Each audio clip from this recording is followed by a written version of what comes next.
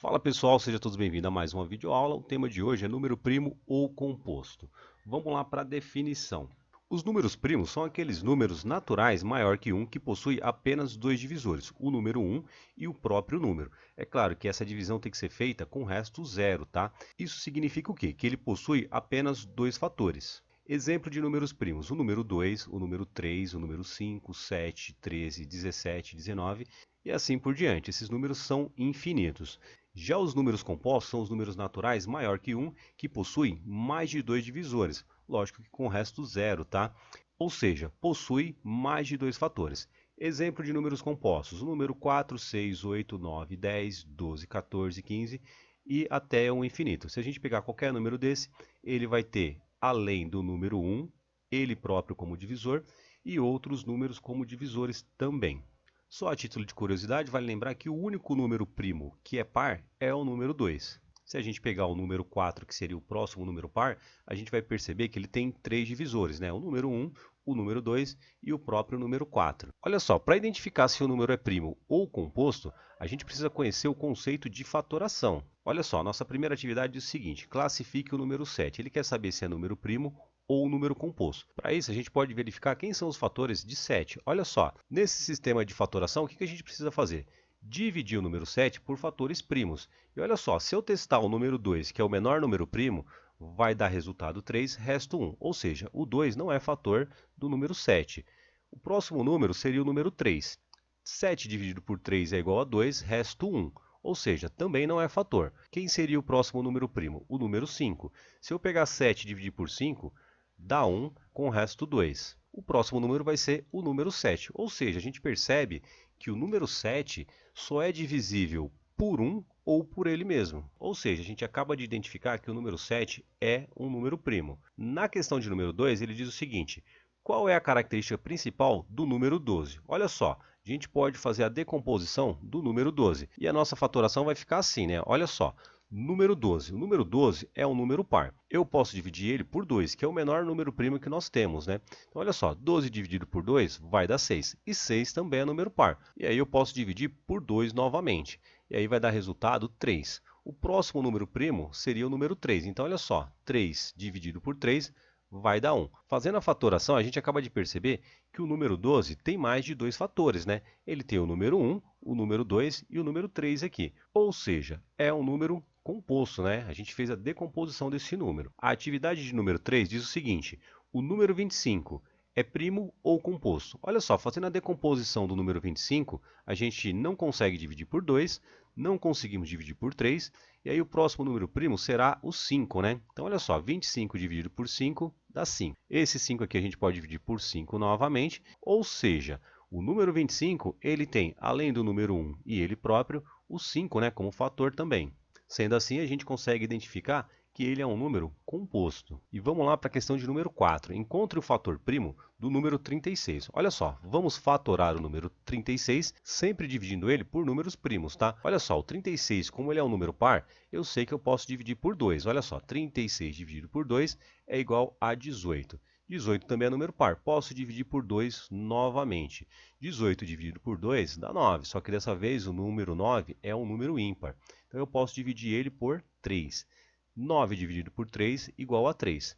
Esse 3 aqui a gente pode dividir por 3 novamente. 3 dividido por 3 é igual a 1. Terminamos a nossa fatoração.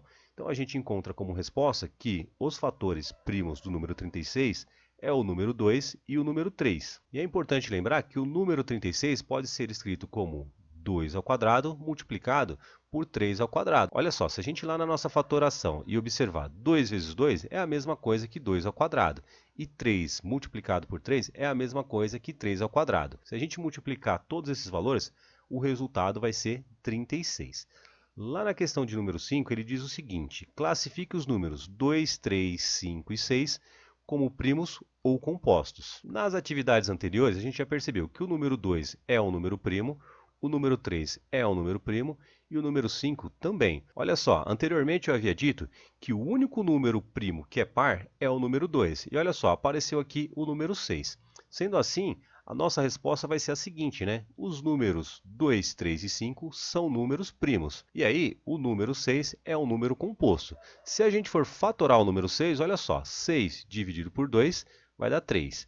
3 dividido por 3 vai dar 1. Isso com o resto zero, né? A gente percebe que o número 6 tem mais do que dois fatores e pode ser escrito como 2 multiplicado por 3. E aí a gente parte para a nossa questão de número 6, que diz o seguinte: qual é o menor número primo maior do que 10? Olha só, toda vez que a gente tiver esse tipo de questão que envolve maior e menor, a gente tem que analisar com bastante calma.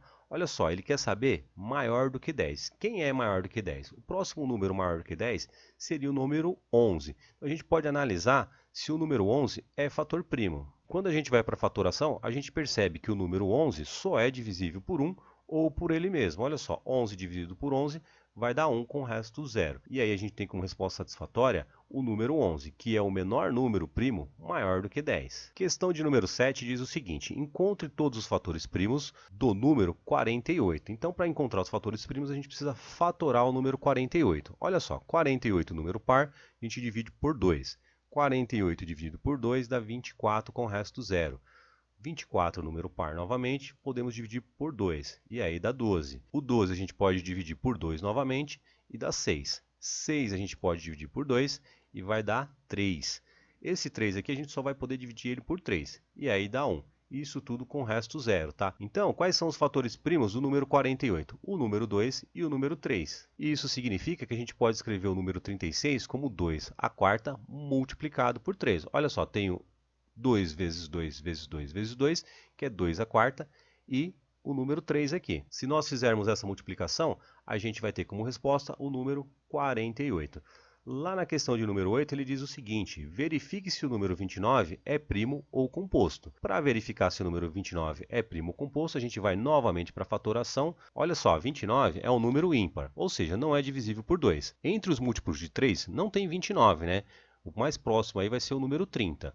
Os múltiplos de 5 também vai ser 30. Múltiplos de 7 vai ser o 28 ou o 35. O próximo número primo vai ser o número 11. E 3 vezes 11 vai dar 33. Posso testar outros fatores, mas eu já percebo que o 29 só vai ser divisível por 29. Olha só, 29 dividido por 29 igual a 1. E aí a gente tem como resposta que o 29 é um número primo, porque ele só tem dois fatores, o número 1 e ele próprio, né? Lá na questão 9, ele diz o seguinte: encontre o maior número primo menor que 20. O primeiro número menor que 20 seria o 19. Então, olha só, fatorando o 19 aqui, ele é um número ímpar. Então, a gente já percebe que não pode ser fatorado pelo número 2, né? Se eu for dividir pelo número 3, os múltiplos de número 3 vai ser 18 e 21.